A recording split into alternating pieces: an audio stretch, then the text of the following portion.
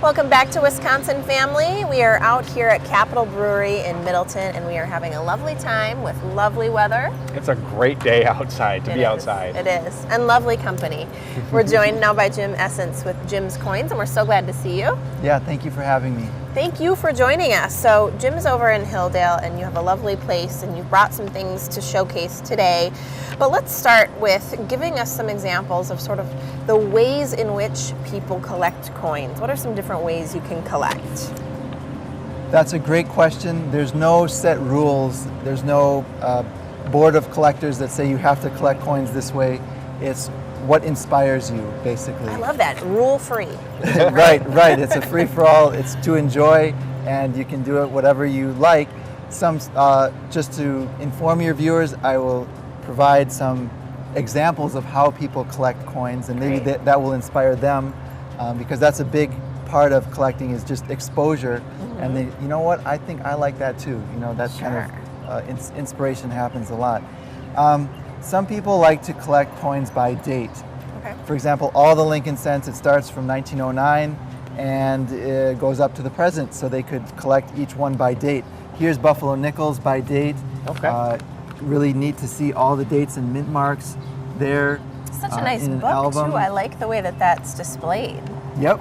There's lots of different ways to display the items as well. Here's a short set of Walking Liberty halves from 41, the wartime years up to 47. Oh, wow. In nice condition in a hard Capitol plastics holder. Something that people enjoy collecting. And that way you could put it on your wall, you could display it easily as well. Here's a Franklin half set, again by date and mint mark. That's very cool. It gives you sort of a blast through history to think about. I mean, you know, there's all kinds of coins, but to me, even in particular, the types that we don't carry anymore. I mean, $50, you can't. It's just interesting. It takes you back. Can think back in the 40s and 50s when these were actually used. Everybody was using them. It kind of brings back a whole, like it puts you in a new world to really, see it those. does. Yeah, absolutely. Yeah. Transports you. Yeah. And we've got some other examples here too. Right. Other ways to collect coins are by type. For example, one type of everything, like you'd have one Franklin half, one Walking Liberty half, one Buffalo nickel in top grade, or as much as you could afford, 1 cent, and then you have a type collection. Here's some of the types. Here's a Morgan silver dollar from Carson City, in very nice condition. Very nice. A lot of people love to collect that idea too, because it gives you sort of a variety of different things. So you get to kind of do one of each, and then have an example of each. Yes. It's really neat. What's this one? This was a penny? Right, this is one of our specialties. It's actually a mint error coin where it was struck off center. Oh, and so people like to collect those, and that opens up a whole new realm, different types of errors. Yeah. People really enjoy that. And here's a currency that goes with it, a $5 with one of the printings missing. Oh, how funny. It's a one-sided.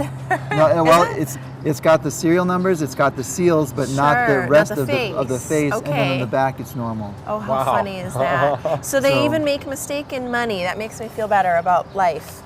Right, yes.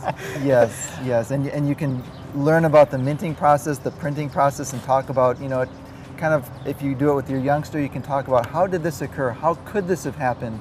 And all the different errors, and it kind of gets the mind, I imagine that's a great way to kind of get, if you want to start collecting coins with your kids, that's a great way to start doing it, is start asking these questions like, what do you think happened here to this penny, or why did that happen? Yes, exactly. When do you think they may have used, a coin like that, things like that. Absolutely. So. Yes. I think it's great. Yeah. And what's interesting about some of these misprints, or some of these, is they didn't throw them away, or decide not to use them, and this mistake has then become more valuable.